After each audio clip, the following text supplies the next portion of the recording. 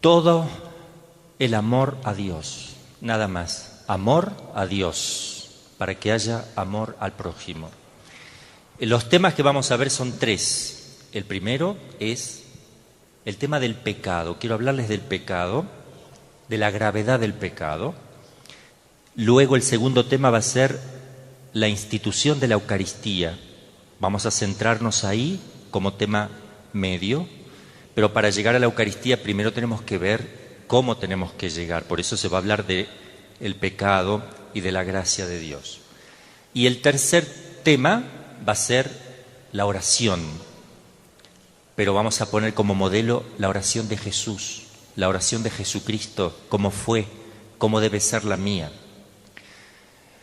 Decía recién el padre Marcos, que es grave una posesión diabólica.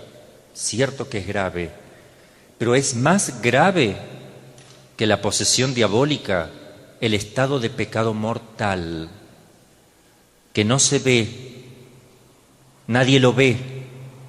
El que está en pecado mortal no saca espuma por la boca, no se ve nada, está todo en el orden espiritual, pero es tan real como la posesión, pero más peligroso, porque mata a Dios, destruye la presencia de Dios en el alma. En cambio, una persona posesa puede estar en gracia y estar molestando al demonio igual, porque el demonio no puede meterse en el alma de una persona, sino molestarle solo en lo que es la parte corporal, sensitiva, sentidos internos, externos y todo lo que es la parte sensible. No puede radicar el demonio en la esencia misma del alma. Entonces, es mucho más grave, infinitamente mayor un pecado mortal que una posesión diabólica. Infinitamente mayor. Hay santos que han estado posesos y murieron posesos. La beata Ana María de Jesús crucificado, por ejemplo, carmelita, murió posesa, pero en gracia, vivió en gracia y ofreció eso para reparación de tantos pecados y la conversión de tantas almas. Santa Gema Galgani tuvo un tiempo de posesión diabólica donde el director espiritual tuvo que hacerle los exorcismos, pero no vivía en pecado mortal. Santa. Entonces, el pecado mortal es la tragedia número uno que le puede acaecer a cualquier ser humano. El pecado mortal. Quedarse sin Dios adentro. Y luego en gravedad le sigue el pecado venial, que no es matar a Dios en el alma, sino que es escupirle el rostro a Jesús sin matarlo. Es menos grave, pero ¿quién quiere cometer un pecado venial? Aunque sea chiquito, pero sabiendo que está mal. Escupo el rostro de Jesús y después le paso un paño para limpiarle lo que escupí porque me arrepiento, para volverle a escupir. Entonces, el pecado venial también se lo debe evitar. Es decir, no hay que hacer ningún pecado, sea mortal, sea venial, consciente y voluntario. Si yo sé que está mal, por más chiquito que sea la falta, no la debo hacer. Porque si la hago sabiendo, con conocimiento claro y voluntad total, la ofensa es muy grande a Dios, aunque sea pequeña. Vamos a ver un poquito, para que tomemos conciencia. Estamos viviendo en un mundo lamentablemente sumido en el pecado, inundado de pecado. Históricamente estamos en momentos donde el pecado brilla. Estamos viviendo históricamente, si uno estudia la historia, jamás nos hemos encontrado en toda la historia de la humanidad con tanta abominación como hoy. Nunca en la historia de la humanidad, por una ley del gobierno a nivel mundial, de varios gobiernos, se decreta como que está bien, a través de una ley, que la mamá puede matar a su hijito en su vientre con la complicidad de ella y de los médicos que juraron salvar vidas. Nunca pasó eso. Entonces estamos evidentemente en tiempos difíciles. Nunca en la historia de la humanidad se ha visto que se haya legalizado a nivel mundial de varios países, como que está bien, matar a los ancianos y a las personas deformes con la eutanasia, por ley. Es decir, si una persona sufre mucho, le ofrecen, en los países donde está aprobada, que aquí en México viene eso después del aborto, viene eso, como en todos los países.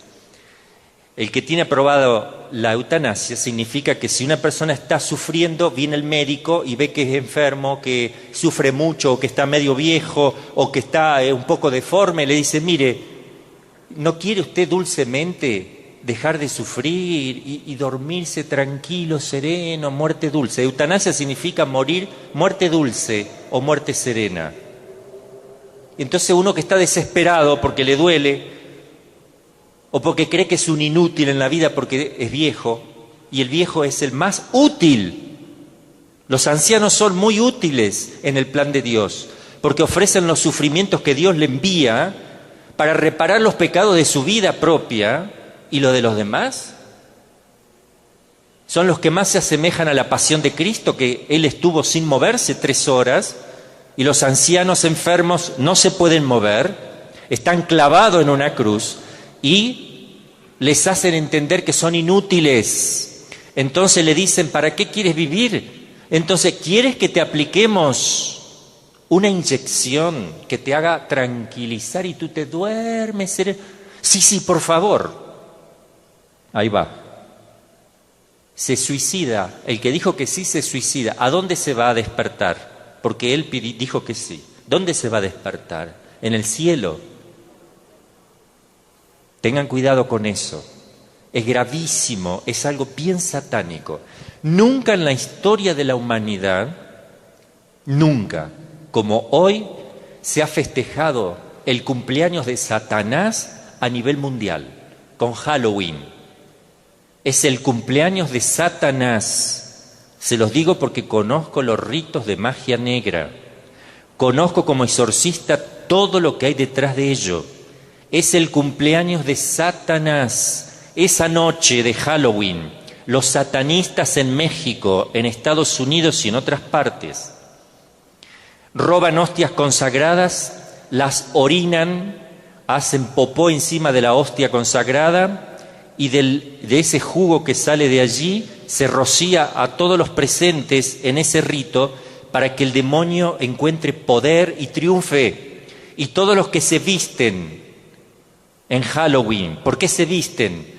Porque hacen como Adán y Eva, que se tuvieron que cubrir porque les daba vergüenza. Es una manera de decir, estamos desnudos por el pecado. Es una manera de decir, no quiero que Dios me vea. Ese es el sentido de la máscara. ¿Y por qué tienen que ser feas? Porque el demonio es la fealdad. ¿Por qué tiene que expresar muerte, terror? Porque el demonio es la muerte y el terror. Y los que están participando directa o indirectamente de la fiesta de Halloween están adorando a Satanás y está él logrando un triunfo por culpa nuestra, porque somos a veces ignorantes y nos dejamos llevar por la opinión del mundo. Nunca en la historia de la humanidad se ha mostrado y dado culto a la pornografía como en el mundo en que vivimos, a través de los diarios, revistas, internet, televisión, radio, propagandas, carteles, conversaciones, etcétera, etcétera. Jamás como ahora. Jamás en la historia de la humanidad se ha consumido tantos millones de dólares en drogas.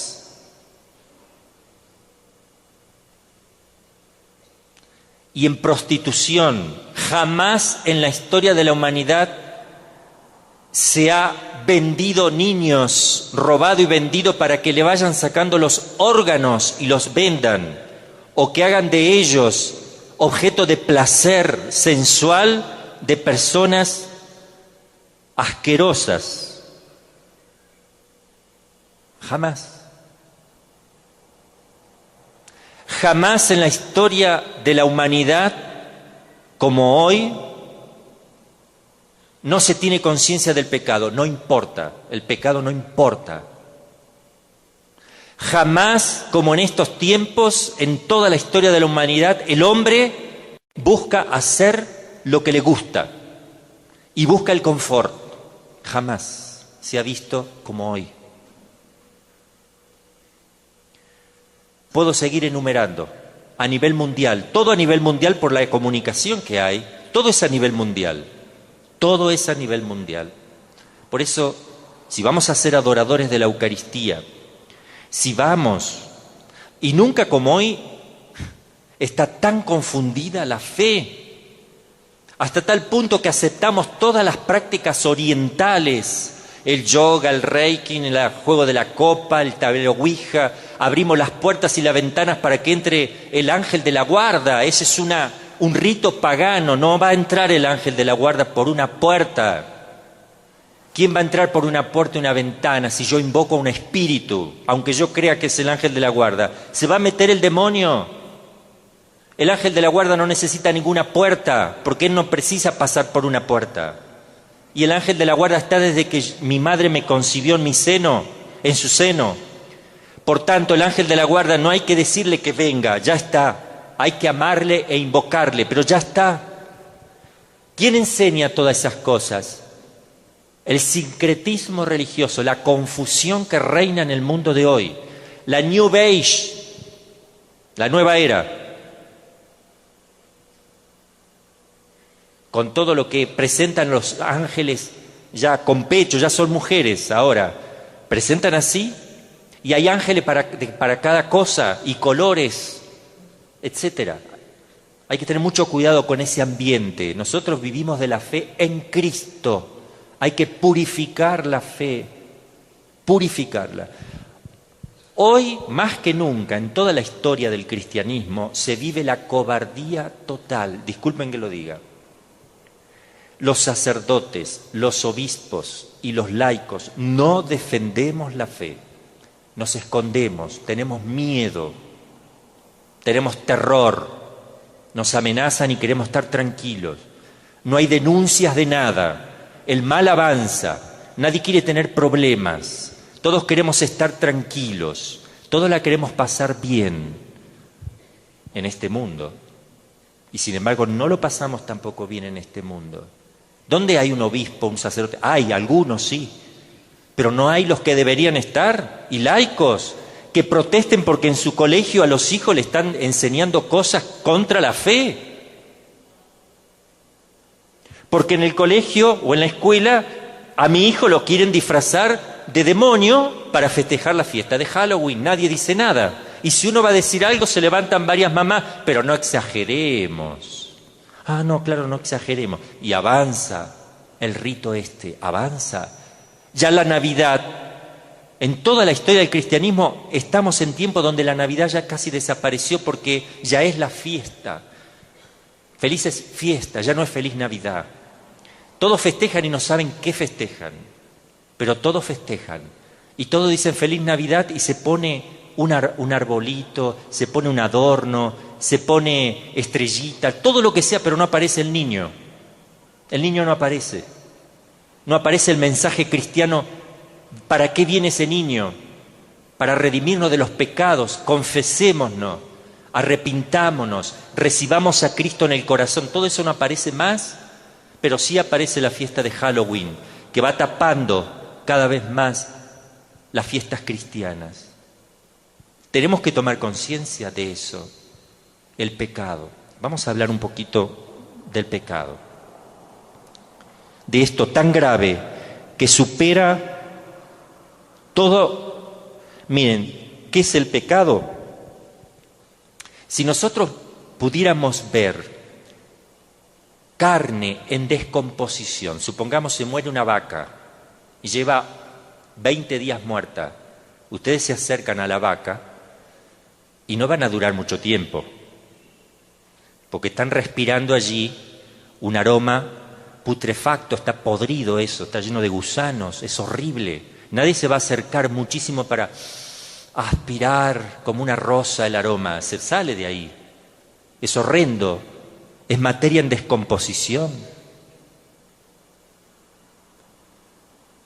¿Nunca nos pusimos a pensar lo que es un alma descompuesta? Claro que no se siente olor, porque el alma es espiritual, pero sí lo ve Dios. Dios no puede habitar donde está el pecado, no soporta, porque Él es bondad pura. Él y el pecado se repelen, se rechazan totalmente. En este mundo existe el pecado y existe el pecador. Dios rechaza y aborrece el pecado, pero ama al pecador en este mundo. Dios odia el pecado. ¿Qué significa odiar? A las personas no hay que odiarlas, pero al pecado sí. ¿Qué significa odiar? Rechazarlo totalmente. Claro, hay que odiar el pecado, rechazarlo totalmente. Por eso a las personas no se las puede rechazar totalmente, es decir, no se las puede odiar, pero sí el pecado, pero amar al pecador. ¿Qué pasa cuando la persona se muere? En el momento que se muere, la voluntad se fija. No hay posibilidad de arrepentirse. Cuando se murió, ya está. No puede crecer en gracia. Una vez que murió, que se separó el alma del cuerpo, la voluntad queda fija. No hay arrepentimiento de nada. Ni hay posibilidad de crecer más en mérito. Ahí se terminó. Y entonces, ¿qué pasa? Ya no se distingue más el pecador del pecado. Porque el pecador se hace pecado. Es una sola cosa. Y Dios no lo puede separar. Entonces, ¿cómo puede Dios abrazar en su bondad infinita al pecador que muere en pecado mortal si se ha hecho pecado? ¿Cómo Dios puede abrazar el pecado? No lo puede abrazar. Se repelen, se rechazan. Por más que diga uno, no, Dios es buenito, yo voy a vivir así, total, Él me va a perdonar. No me puede abrazar, porque Dios es santo y no va a abrazar el pecado, jamás. Si yo no aprovecho en esta vida donde se puede separar, porque Dios es infinitamente misericordioso y Él puede separar, borrando y extinguiendo el pecado en mí y quedándose conmigo, si yo no aprovecho ahora, después no lo podré hacer. Jamás en la historia y en la eternidad. El demonio no quiere ser perdonado. Yo he hecho preguntas también, un poco para ver la respuesta del demonio, en algunos casos, para ver también si era cierto ciertas posesiones, ¿no? A ver tú, ¿te arrepentirías? ¿Te gustaría irte al cielo? Jamás. ¿Y te gusta el infierno? No. Para él es un tormento, no se soporta a sí mismo. Toda la eternidad no termina más eso. Un continuo odiarse a sí mismo y odiar a Dios. Y no quiere ser, porque la soberbia le quedó fija. Ahora vamos a ver cómo fue el pecado de los ángeles. Entonces, aquí se puede separar el pecado del pecador. Pero una vez que uno en el momento mismo de la muerte, ya no se lo puede hacer. Por eso que nadie va, si un familiar mío se condenara, ojalá que no, Dios quiera que no, si se condena un hermano mío, o un tío, o mi mamá, o mi papá, Dios quiera que no, pero si se condenan, uno no va a estar sufriendo en el cielo, uy, se condenó mi mamá, porque no lo va a poder abrazar tampoco porque se hizo pecado, ni ellos van a querer estar con uno. Es un misterio, pero es así. Entonces no lo condena Dios a uno se condena. Si Dios abrazara al pecado, Dios dejaría de ser Dios, es contradictorio. Estamos diciendo a Dios que incorpore pecado en sí mismo. No se puede. Por eso Cristo murió por nosotros, porque no hay otro modo del otro lado de hacer algo. Por eso derramó su sangre, por eso sufre Cristo con un pecado, porque no solamente le dañamos a Dios, le ofendemos, le herimos el corazón a Dios, Padre bondadoso, sino que nos estropeamos nosotros mismos. Y cuando nos pide penitencia, no nos pide para que nosotros estemos amargados, sino para que salgamos de ese veneno que es el pecado. Vamos a ver y analizar un poquito el pecado en los ángeles, para entender lo que es el pecado, la gravedad. ¿Qué produjo el pecado en ellos? En el libro del Apocalipsis, capítulo 12, versículo 7, voy a leer y explicar. Hubo una batalla en el cielo. Miguel y sus ángeles peleaban con el dragón. Miguel es San Miguel Arcángel. La batalla que se dio es porque se rebelaron contra Dios. Satanás con un grupo enorme de ángeles. Y peleó el dragón, es decir, Satanás, y sus ángeles, todos los demonios, pero no pudieron triunfar. Y tampoco fue hallado su lugar en el cielo, fuera del cielo tuvieron que irse. Fue arrojado el dragón grande, la antigua serpiente que se llama Diablo, Satanás, que extravía toda la redondez de la tierra, y fue precipitado en la tierra, y sus ángeles fueron con él precipitados.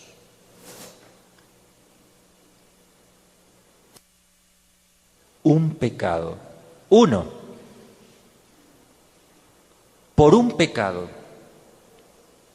fue creado el infierno. Fueron condenados, ¿saben cuántos?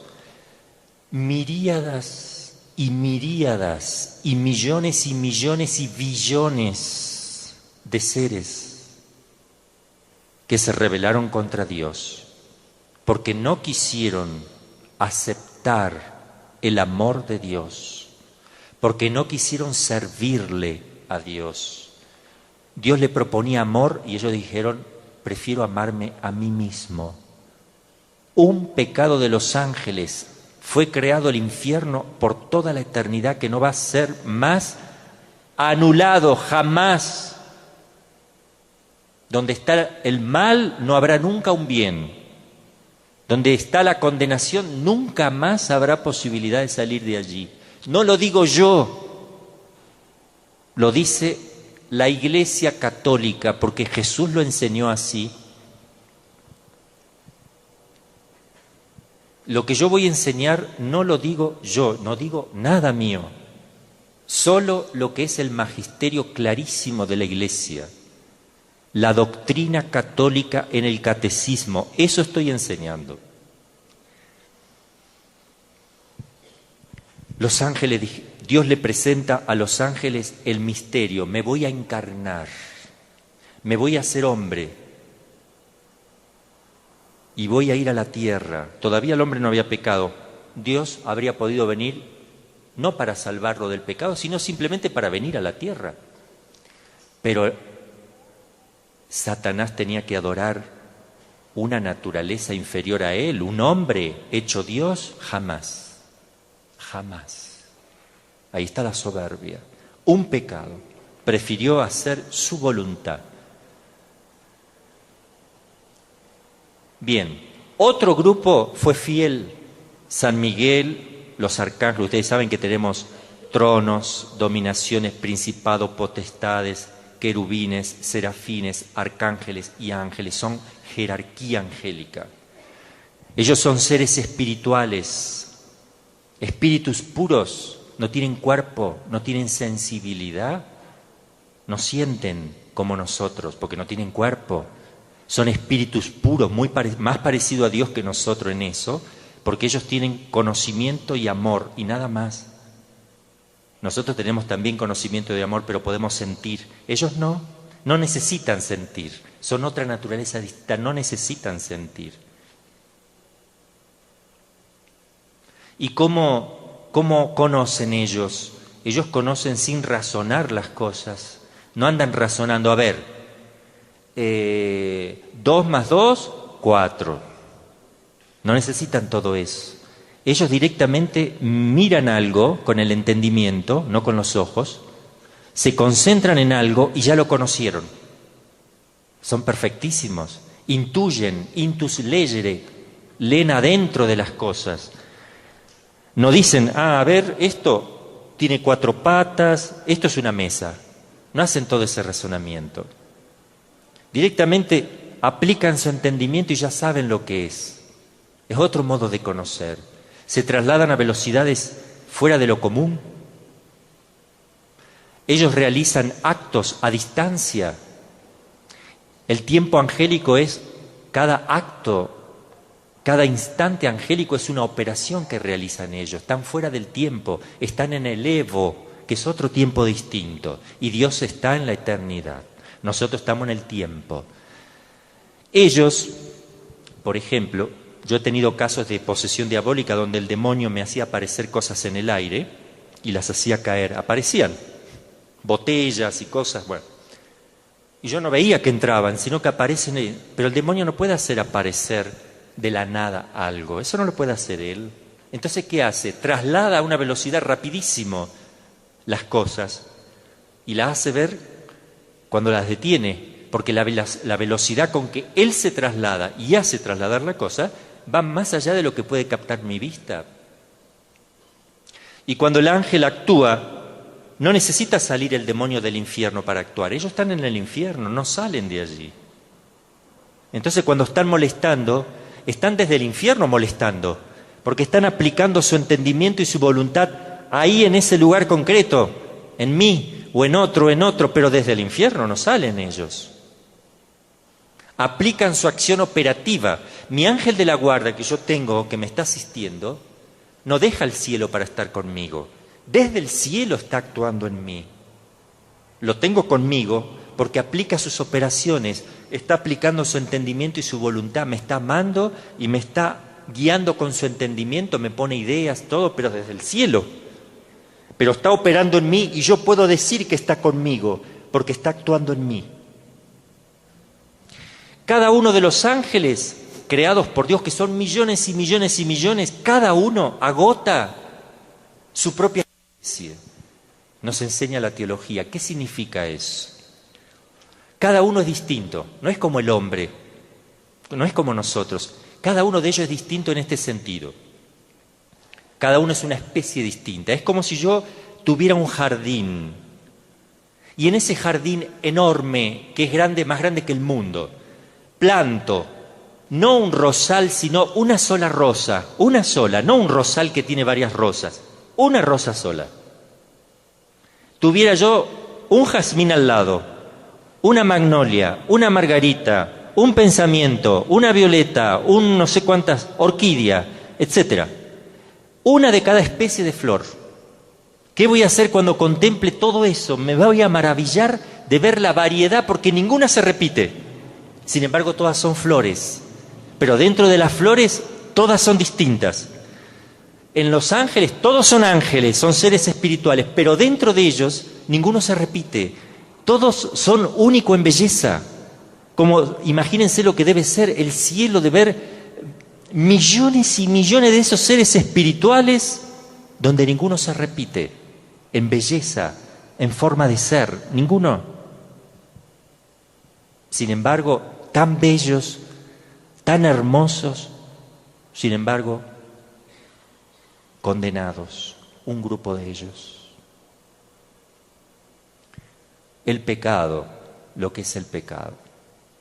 Hay una película que se está pasando, El Gran Milagro, que es muy buena y se las recomiendo, que la vean y la recomienden, que es lo que sucede en la misa en el momento de que se está celebrando.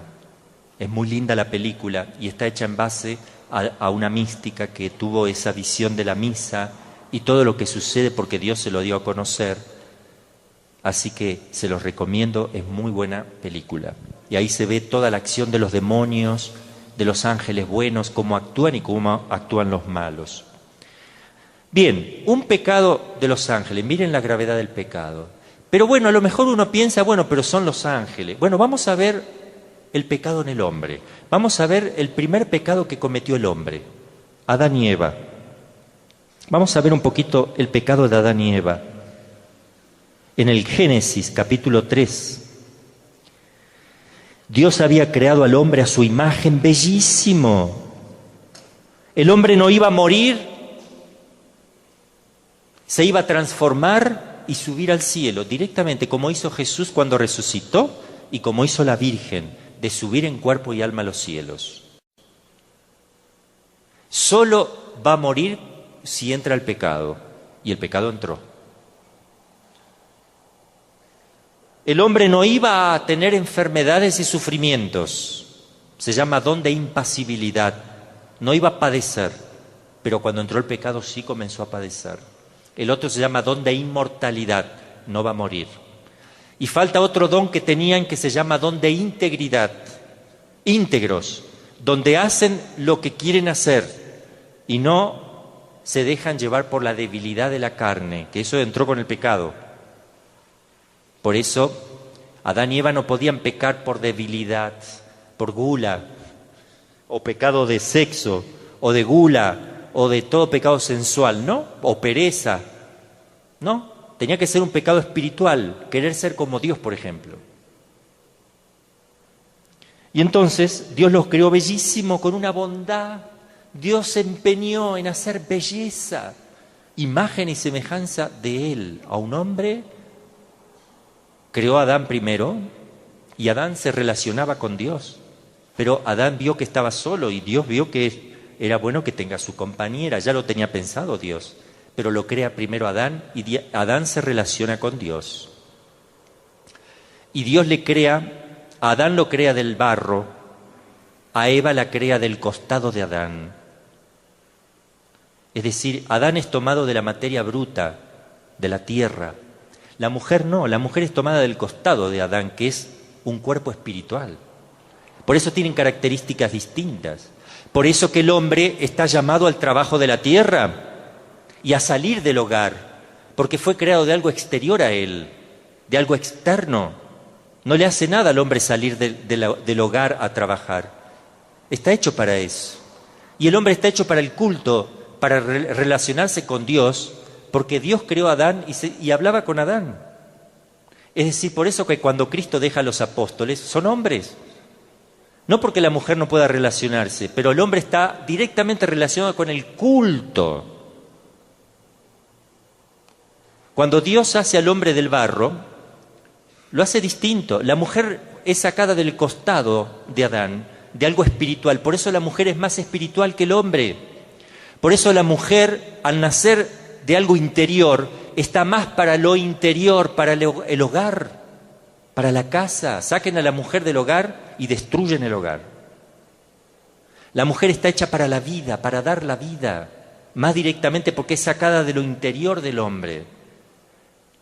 El hombre está más para proteger esa vida y esa mujer.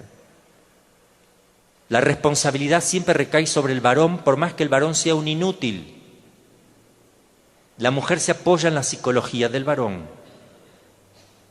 y se hace fuerte, necesita el apoyo de una psicología viril del varón. Y el varón necesita la ternura y el amor de la mujer. La mujer es como el corazón del hogar y el hombre es como la cabeza del hogar. Son funciones distintas, complementarias.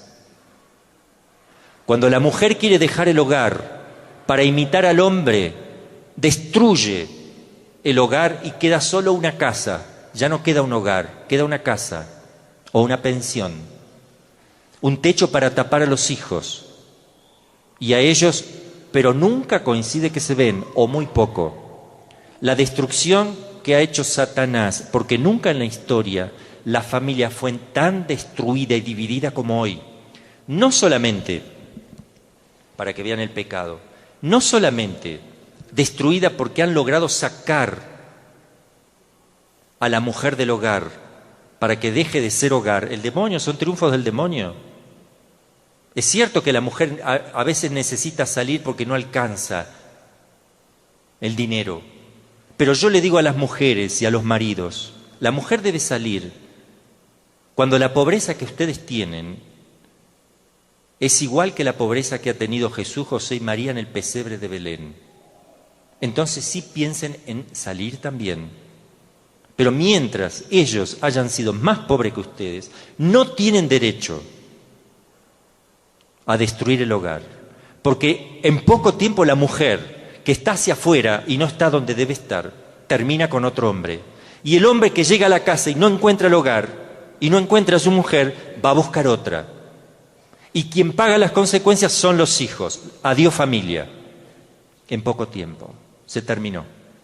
¿Dónde está el bienestar que querían? ¿Dónde está un vehículo nuevo? ¿Y dónde está todo? Y mantener 2 vehículos y tener un colegio para los hijos que sea mejor y esto y aquello. ¿Dónde está todo eso? Han destruido la familia por avaricia. Nunca en la historia de la humanidad se ha puesto una ley que ampara, protege y promueve el casamiento entre 2 hombres o entre 2 mujeres. Nunca, a nivel mundial.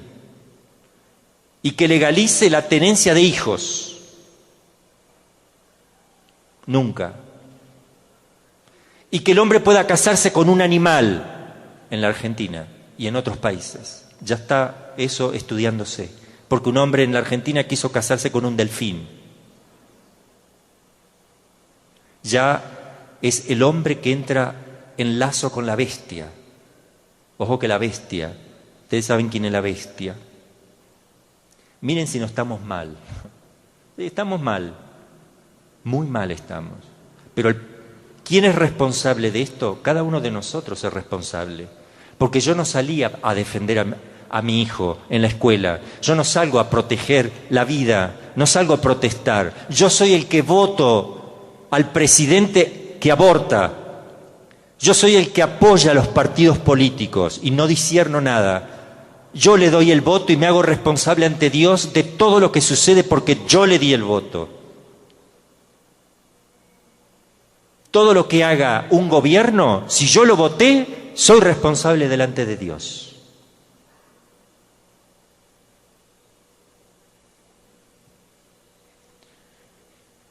El pecado en Adán y Eva.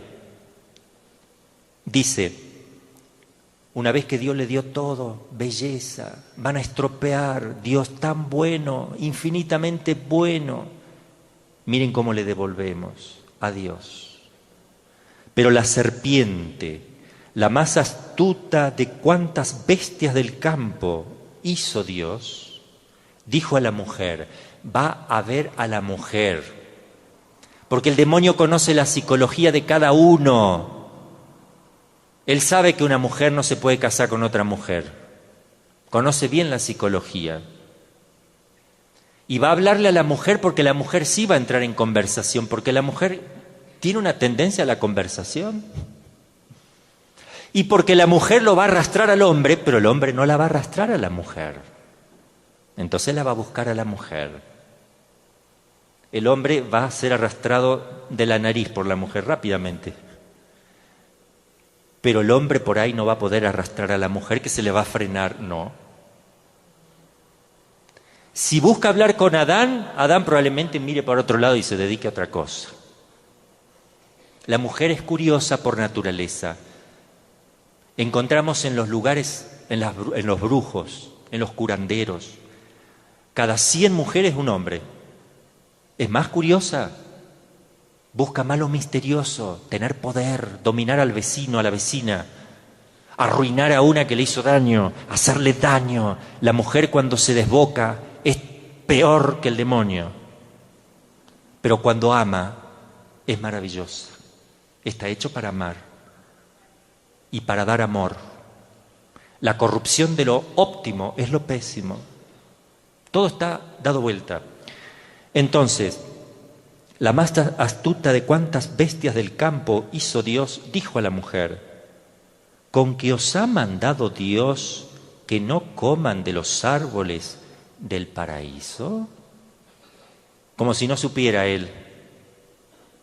Él sabe. Está volviendo a decir lo mismo para entrar en conversación. Eso hace cuando nos está tentando el demonio. Cuando me viene un pensamiento que no está bueno, si yo me pongo a pensar, ¿lo hago o no lo hago? A ver, ¿hasta dónde puedo hacer lo que no sea pecado? Ya perdí, ya lo voy a cometer. Ya estoy dialogando. Me enseña la espiritualidad no dialogar con la tentación porque voy a terminar cayendo. Entonces, ¿así que no pueden comer de ninguno?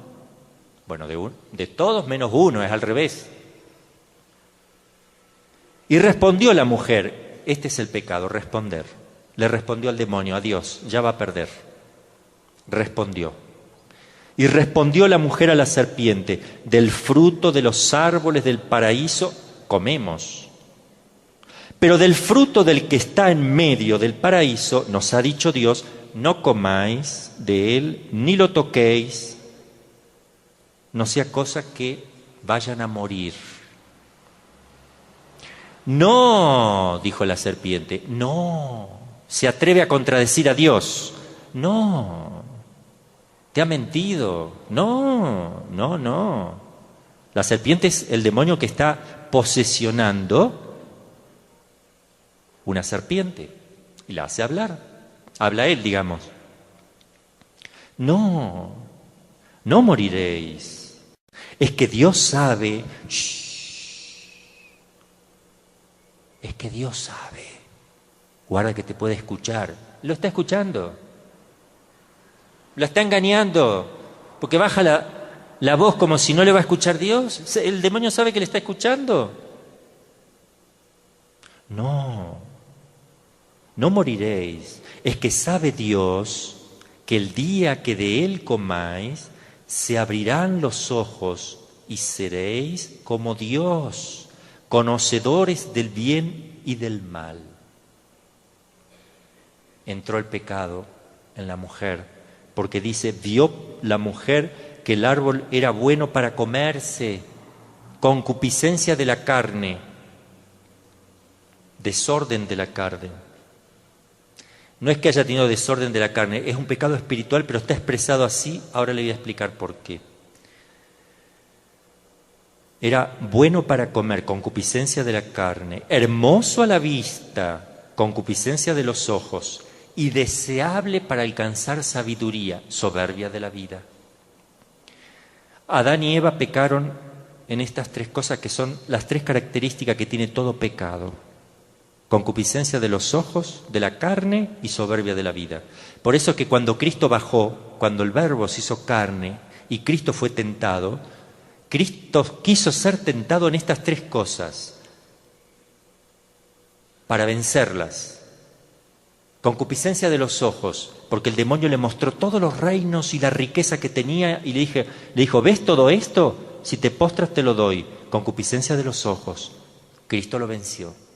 Le dijo, convierte estas piedras en pan. Concupiscencia de la carne. Cristo lo venció.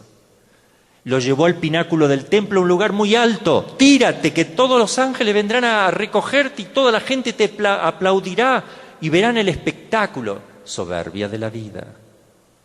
Y San Juan en su carta va a decir, todo en el mundo es concupiscencia de los ojos, concupiscencia de la carne, soberbia de la vida. Y comió la mujer y le dio a Adán y Adán comió, sin ninguna palabra, como no habla nada.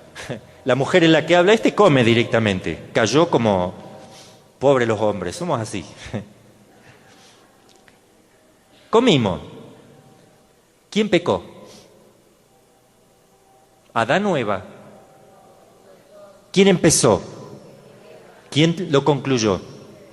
¿Quién es el responsable último? Adán, a quien le fue dado también una compañera para que la protegiera, no la protegió. Los dos son igual en dignidad, son persona humana los dos, la mismísima dignidad, pero distinta función. ¿Quién es el nuevo Adán que dice la Escritura? Cristo. Es la cabeza. el responsable último. ¿Y quién es la nueva Eva? María. Es la nueva pareja que viene a restaurar la antigua pareja. ¿Por quién empieza el pecado? ¿Por Adán o por Eva? Por Eva. ¿Por quién comienza la redención del hombre? Por María. Van a ver, está profetizada primero ella. Siempre aparece primero ella y atrás Jesús. Van a ver. Cuando venga Jesús por segunda vez, también aparecerá primero María. Ya está apareciendo su acción en el mundo. Su intervención es cada vez más frecuente. Está preparando la venida del Señor. Su protagonismo está siendo cada vez mayor. Me está hablando de que en cualquier momento el Señor vendrá. Cristo quiere que el corazón inmaculado de María triunfe, se lo dijo en Fátima, y ella lo dijo: mi hijo quiere que abracen la devoción a mi inmaculado corazón y que mi corazón inmaculado triunfará. ¿Por qué tiene que triunfar? Porque al triunfar el corazón de la Virgen en cada uno de nosotros, entonces vendrá Jesús. Ella está preparando el lugar, ella es la que prepara la venida del Señor. Van a ver. Se escondieron Adán y Eva, tuvieron miedo, entró el pecado, la vergüenza, el pecado. Se esconden, se visten, se ponen vestimenta, careta, se tapan sus partes, tienen vergüenza de Dios, han pecado. Dios lo busca, ellos se esconden, lo busca y le pregunta por qué se esconden. ¿Acaso han comido del árbol? Dios sabe que sí, está viendo si le mienten.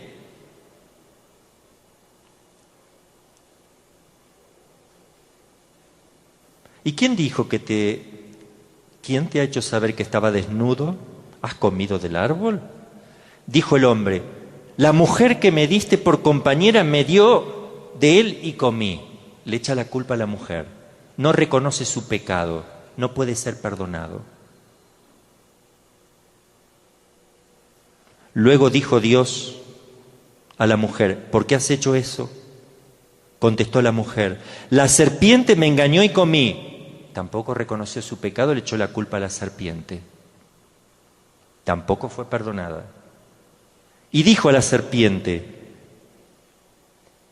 por haber hecho esto, maldita serás entre todos los ganados y entre todas las bestias del campo.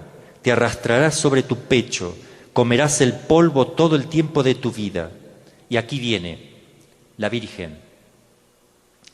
Pongo perpetua enemistad entre ti y la mujer. Perpetua, siempre. Enemigo siempre. No es Eva esta mujer, porque Eva ya era amiga del demonio, porque pecó, estaba sin Dios. Está hablando de una mujer, porque ese pongo es presente y futuro, no, en el verbo hebreo. Presente y futuro. Pongo para siempre. Entre ti y la mujer, entre tu linaje y el de ella, lo que nazca de ella. Esto, tanto ella como el linaje, aplastarán tu cabeza, mientras que tú solamente tocarás su talón. ¿Qué quiere decir?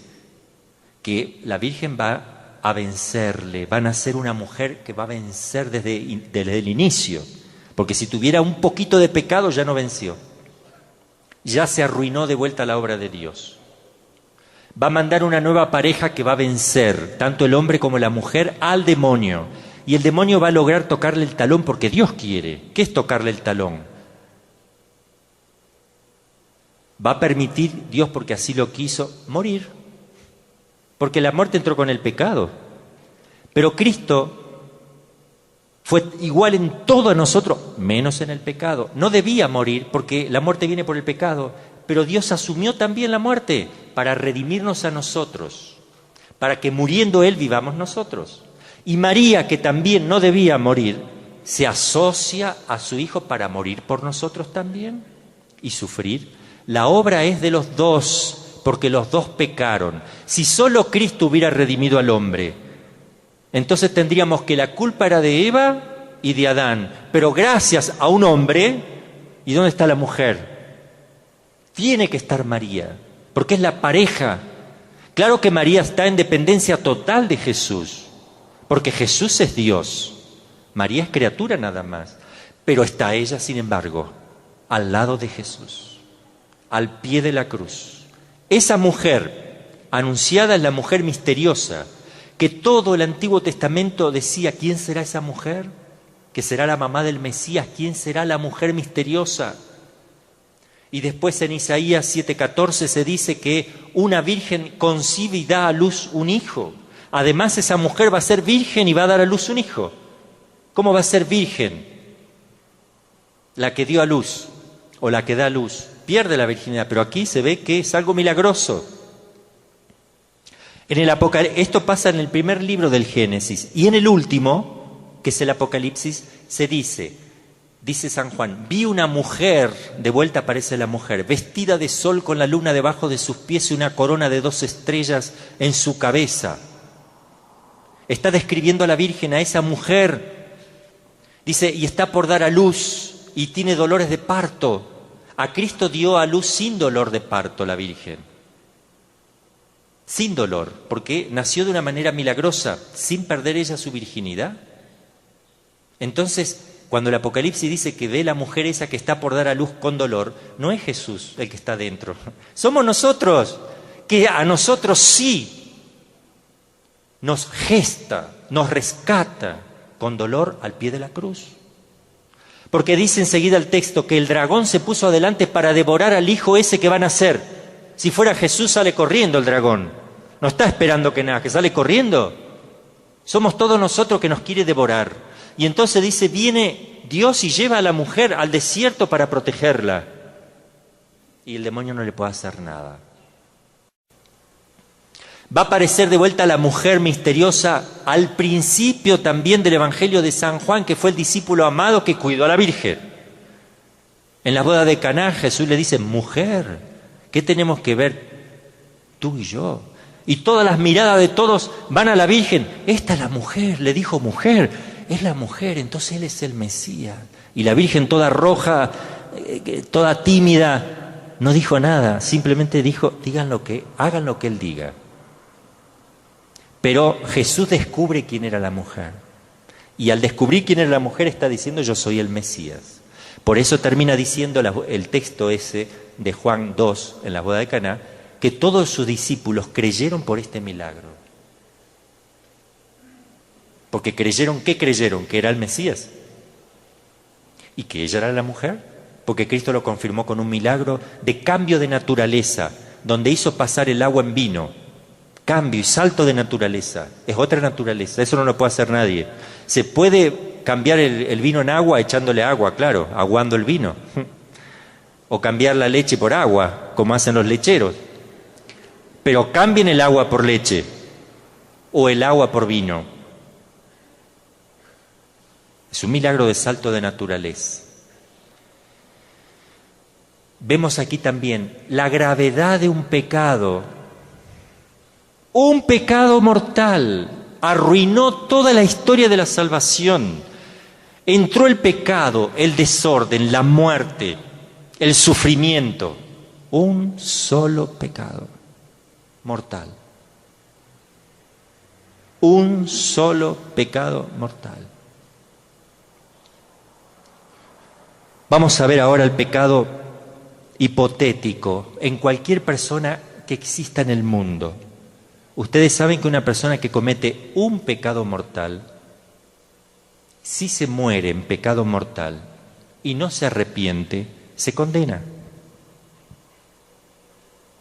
Supongamos una persona que vivió toda la vida bien, tiene 60 años, 70, toda la vida vivió en gracia de Dios, iba a misa, se portaba bien y se le ocurrió cometer un pecado mortal.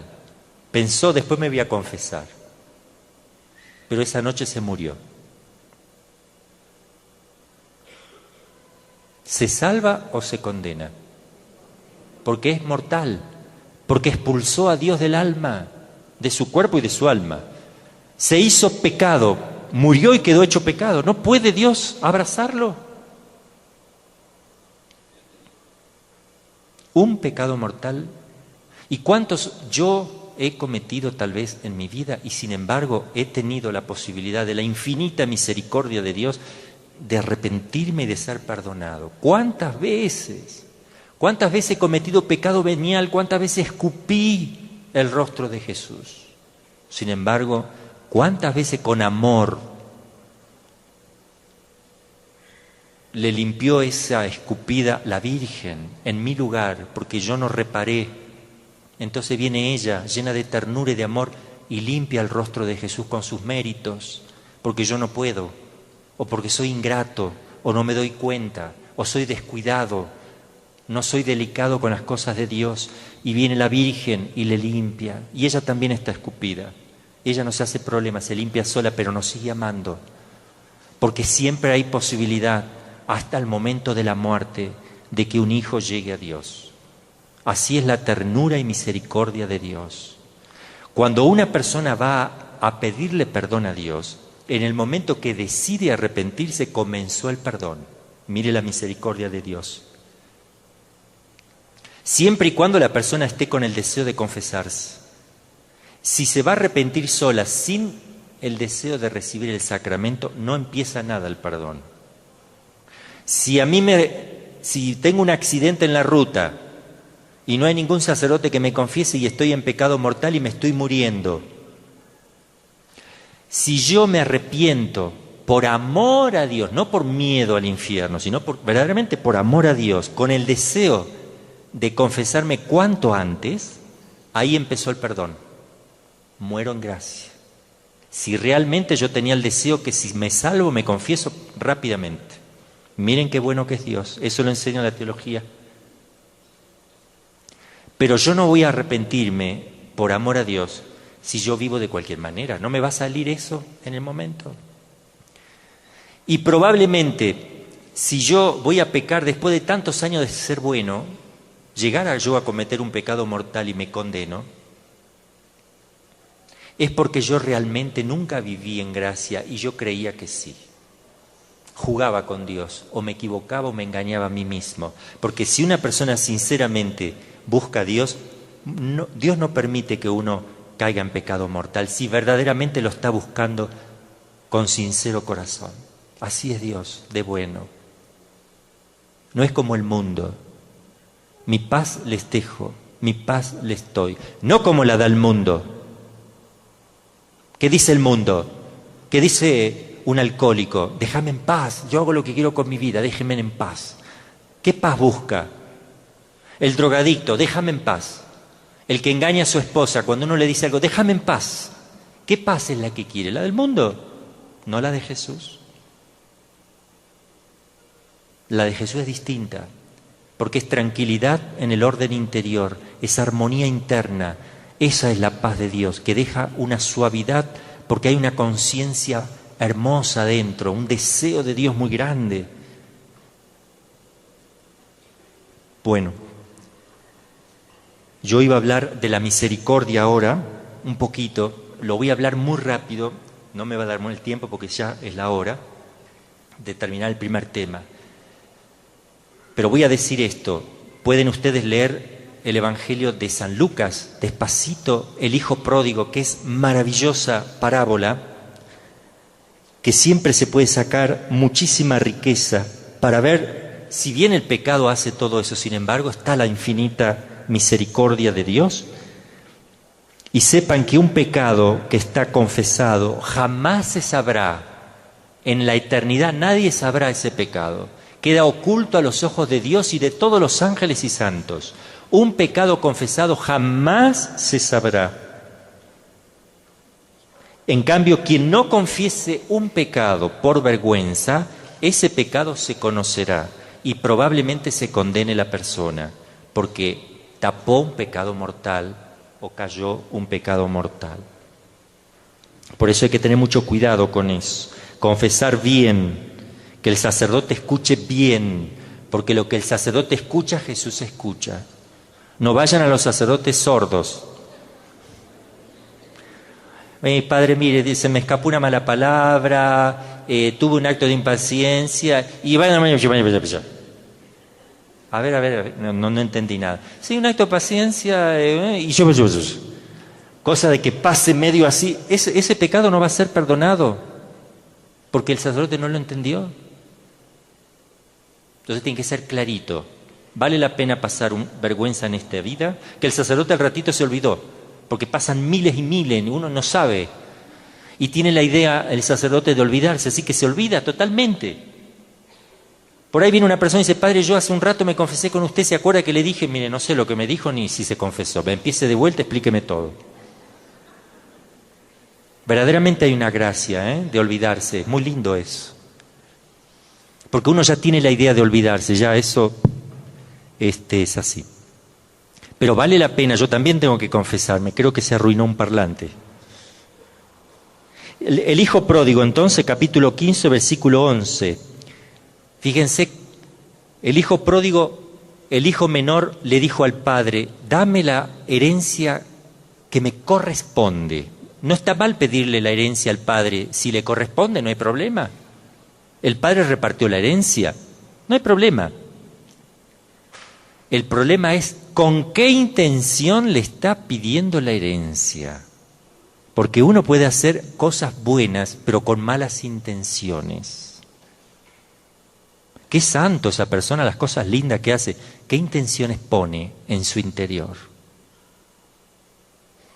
Y Dios ve las intenciones. El hombre ve las apariencias, pero Dios ve el corazón. Entonces ya tenía la intención mala. Al poquito tiempo se va y tira todo, derrocha todo con mujeres, mala vida, un desastre. ¿Pero por qué se va lejos? Porque el demonio, la persona que peca se va a esconder, que nadie vea. El que peca se esconde, como Adán y Eva, que nadie me vea. Dios te ve. Y se va lejos a vivir de una manera que nadie lo conozca y largar todas las pasiones. Busco mi felicidad. Y terminó con un hambre terrible en la zona. Y pedía y suplicaba que le den de comer. Mire hasta dónde lleva la miseria del pecado. Se dio cuenta que nada le sirvió todo eso. Y suplicaba comer lo que comían los puercos. Pero nadie se lo daba. El puerco es un animal para el judío despreciable que tiene una forma curva. Tiene la cabeza siempre metido en el barro y come todas las porquerías, por eso... Así es el cerdo, por eso los judíos lo veían como un animal despreciable, impuro. Vive comiendo las cosas podridas. En la Argentina se dice, ¿qué sabrá el puerco de Aviones si nunca miró para arriba? Porque está curvo siempre. El hombre fue hecho derecho para contemplar el cielo, vertical hacia Dios. El puerco está así. Es señal del pecado, del hombre que se mete en el pecado de este mundo, a comer de las porquerías de este mundo. Y entonces este hijo pródigo deseaba comer lo que comían los más despreciables de la tierra, pero nadie se lo daba. Hasta ahí llega el pecado, miren.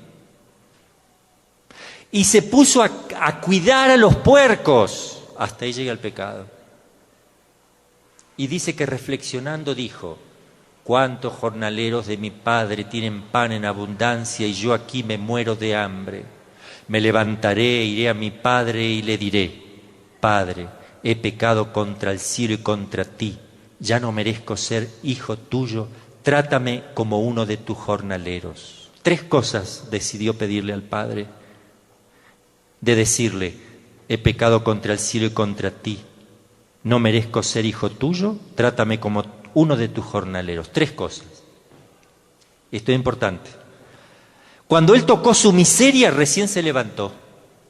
Porque lo peor que le puede pasar a un hombre pecador en este mundo es que todo le vaya bien. Porque jamás se va a arrepentir de sus pecados y se va a morir así. ¿Cuántas personas se acercan y dicen, Padre, yo soy católico, tan practicante, tan bueno, yo soy bueno y veo que las personas malas, que no van a misa, que se portan mal, prosperan y les va tan bien, qué bien que les va, yo al final soy católico y todo me va mal? Atención, ¿con qué ojos estás mirando las cosas? ¿Con las que le mira el mundo o con lo que la mira el cristiano o Dios? Porque si tú dices que a una persona que tiene dinero y hace lo que quiere, le está yendo bien, Sin embargo, no va a misa, no cumple los mandamientos y tú dices que le va bien, es porque tú te estás engañando en el juicio primero. Segundo, ese hombre le está yendo peor que a cualquiera, porque la muerte lo va a sorprender en pecado mortal. ¿Para qué le va a servir todo lo que aparentemente le está yendo bien en el mundo? Lo mejor que le puede pasar a una persona mundana es que le venga una catástrofe, como al hijo pródigo. Que se le muera un familiar querido, porque a veces Dios tiene que hacer eso. Golpear a un pecador, golpear para que se dé cuenta que no está hecho para la tierra y que prepare su corazón y su alma, porque nos van a sacar de aquí. Yo les doy mi palabra que todos los que estamos aquí nos va a sacar a todos uno por uno, nadie va a quedar, todos vamos a experimentar ese momento. Si lo saben hasta los ateos. Pero prefieren seguir así. El hijo pródigo entonces vuelve a su padre, dice, me levantaré, hace propósito, pero no se quedó con el propósito, porque cuántas personas hay que dicen, bueno, yo mañana voy a empezar y no empiezan, la semana que viene me voy a confesar, no se confiesa, ya voy a dejar a tal pecado, ya voy a dejar a esta mujer, a este hombre, ya voy a dejar esto, ya voy a dejar aquello, esta película, esta novela, Halloween, voy a dejar esta bruja, voy a dejar lo que sea, pero no lo hace nunca. Y pasa el tiempo, ¡pum!, se murió. El hijo pródigo dijo, me levantaré, iré a mi padre y le diré, y se levantó y fue. Cuando el padre lo ve de lejos, el padre sale corriendo, eso lo inventa Jesús, es una parábola inventada por Jesús. Sale el padre corriendo a abrazar a su hijo, ni espera que llegue. Y ya salía todos los días a ver, se nota, si volvía a su hijo, porque lo ve el padre primero. Sale, lo abraza, lo besa, de alegría, no importa que le diga nada. Y el hijo quiere empezar el discurso, eran 3 cosas. Padre, pecado contra el cielo y contra ti. Ya no merezco ser hijo tuyo. Y antes que le diga que lo trate como un jornalero, el padre le corta, lean el texto. El padre dijo inmediatamente, no le dejó terminar el discurso, no importa. Pronto, maten el ternero cebado, pongan un anillo en su dedo y sandalias en sus pies. ¿Por qué sandalias en sus pies? Por la dignidad que tiene ahora, porque se ha arrepentido. ¿Por qué anillo? Porque entra en comunión con el Padre. ¿Por qué el ternero cebado? Porque es símbolo del banquete eterno que Dios tiene preparado para aquellos que se acercan a Dios. Y el hijo mayor escuchó ruido y fiesta de lejos y se indignó.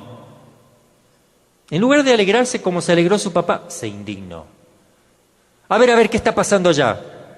¿Cómo no sabes? Tu hijo ha vuelto, tu padre mató el ternero cebado, están festejando.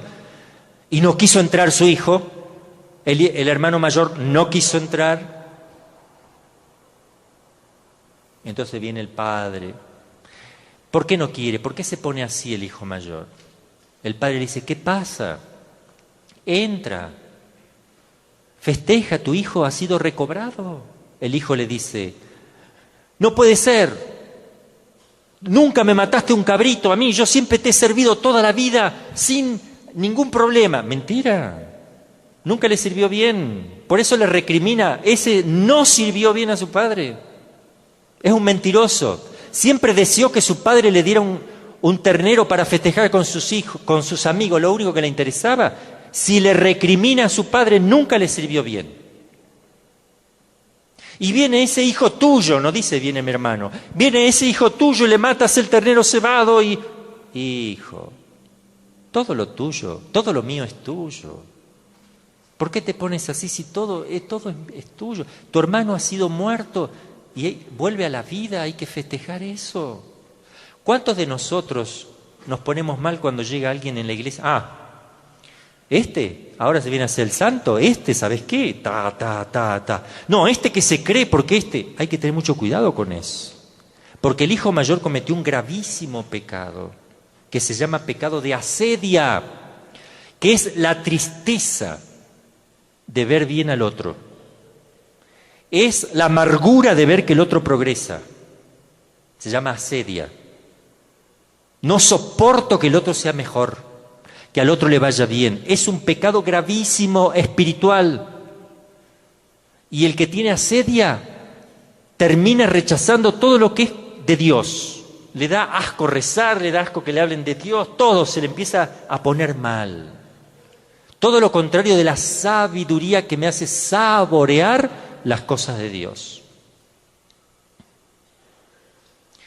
Bien, meditemos un poquito esto, el pecado, la gravedad del pecado, lo hermoso de la gracia que no alcanzo a decir porque si no, no voy a alcanzar las otras pláticas. Vamos a exponer el Santísimo media hora para que meditemos esto, lo reflexionemos. Luego vamos a dar el segundo tema que es esencialmente eucarístico. Así que les pido entonces que nos dispongamos para este momentito de adoración.